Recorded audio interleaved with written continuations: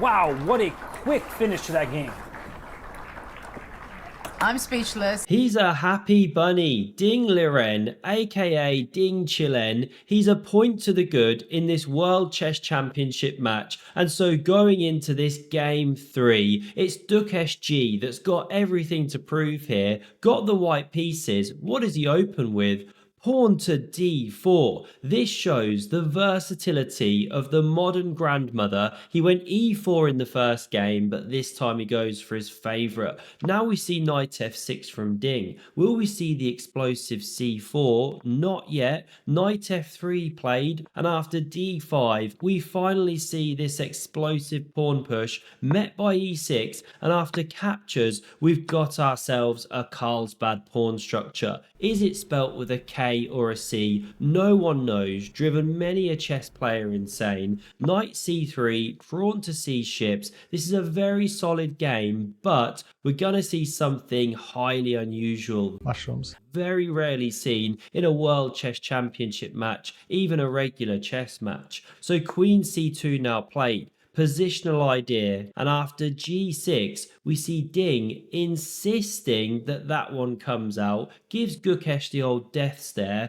and after h3 we find ourselves following with the white pieces. Can you guess which player? Well done if you knew. It's Vlad the Implier. He's played this position a number of times with white. We're following one of his games here. Bishop f5 now hits the queen. Will he blunder it? No, he doesn't. No Botez gambit today. Pawn under fire, defended like this, and after g4 for the score, we see Andrea start spinning the beats because that's aggressive. Knocking down the door here. The bishop now flies into c2 after the ladies leave the board, and it hits that pawn, which is undefended. Horrible structure, and this is the big battleground down in this corner of the board. So bishop f4 is now played. Excellent move, saying you take this, no worries. If you do, there's a big problem, because knight d2 hits the bishop. If you bounce back, you get trapped. You've got nowhere to go.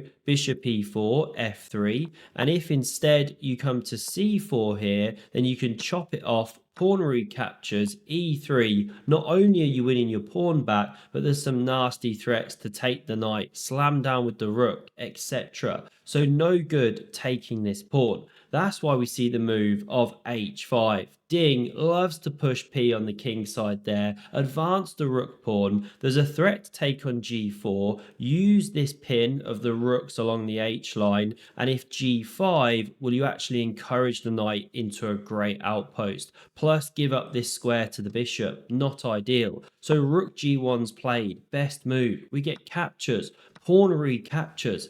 We're still following Kramnik versus Erigaisi here. This is move 13, and now this is the moment where Ding, we know he loves to chill, but bro chills so hard he actually freezes. He spends 35 minutes to play knight b to d7. Wow, it's a great move, but that's a massive time burn. He was considering different things, right? Do you bring the knight forward? Bishop b4, different ideas. He finally selects this one, and of course you have to ask, what if we now go rook c1, offering this pawn here? Again, can't we start trapping, doing this stuff? But this time not quite so good, because knight b6 can come. Cover the pawn, there's none of this danger, etc, etc. So that is why no rook c1, instead knight d2, covering the pawn, preparing rook c1. Surely you do something about that. Well, Ding finds the excellent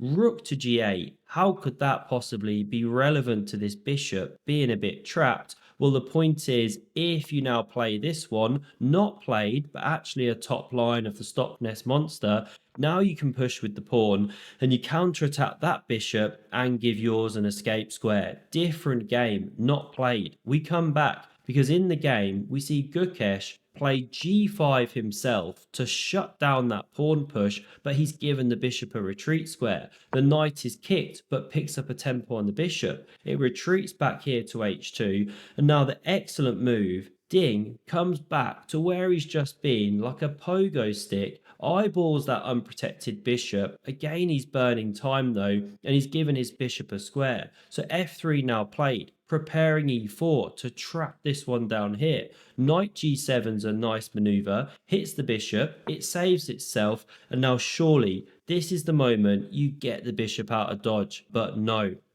Liren sits back, puffs out his chest, and he's like, do you even rook lift, bro? Brings that one up, hits this unprotected pawn, but it's a terrible move because you don't have to protect the pawn. You can play this, pawn e4, thrusting in the center. Gukesh duly does it. And if you take this pawn, so what? The rook slides over and your bishop is simply trapped. This one's adequately protected, nothing to be done. It's no good. So taking here doesn't work. What you should do is an immediate knight to e6, headed for this pawn, but Ding first flicks in this exchange in the center. Not good, because now there's no pawn on f3, none on e4. Bear that in mind. And after pawn recaptures knight e6, we see the point, because although this bishop's trapped, after rook c1, best move to pick it up. Now the knight can crash through, defend it. However, this is an absolute house of cards. Remove one, it collapses, and bishop f2, of course, completely natural. Attack the defender of this hopeless bishop on c2. No possibility to bring the knight round, unfortunately. So what to do? Bishop c5 could have been played, but bishop g7 was played. Similar idea, you take here, bishop recaptures, and you're on the unprotected rook. No time to take the bishop, game is back to about level. So of course, we do not see this one captured by Gukesh. This is the moment, he has to find the precise move. Will he do so? Do pause if you want to look for it. The move he plays is knight to e2, and look at the response it gets in the Chess Base India studio. They're celebrating like he just won the entire world championship. Why is this move so good? Well, you're forcibly removing the defender of the bishop. Still, it's trapped, by the way. You know what to do. We can come here, but then you lose a piece here. And if you take like this, forking these, looks lovely. Excuse me.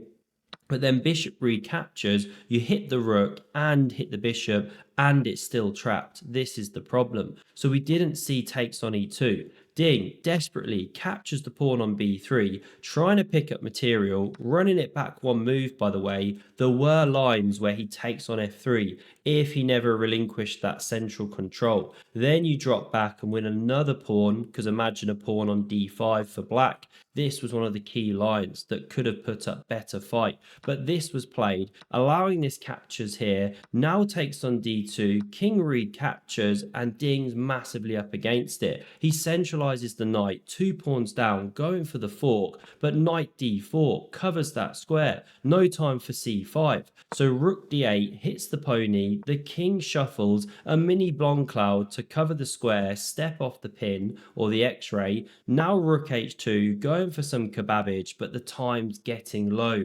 Bishop g2 blocks the way. a6, b3, micro improvement by both players, but white with all the options, all the plans, and after this rook hits the open file, this is unbelievable. Ding Liren, he's got 6.5 minutes left to make 9 moves. It's only move 31. He spends 5 minutes playing this king to e8. He's now down to 1 minute and 50 seconds for 8 moves. Bishop g3 sets up the old seesaw attack. This rook retreats, hits the pawn, and now knight f3 starts hoovering pieces off the board. These ones come off. King captures, excellent move, and there's problems here. Very nice lines. For example, if you take here first, rook recaptures, then win this pawn, there's the awesome bishop to h4, and we see the power of this bishop pair. You know, rook h5, very natural, then bang, you get mated, very reminiscent of Morphy's legendary game, the Night at the Opera. So no good to swap these off and then take the pawn. If instead you take it immediately, similar problems with takes, king takes, bishop h3 check, this rook coming to the file, big problems with this bishop pair firing across the board for the sake of the pawn. So these weren't touched. Bishop d4 was played, aiming for c5 maybe, cemento that one in the center.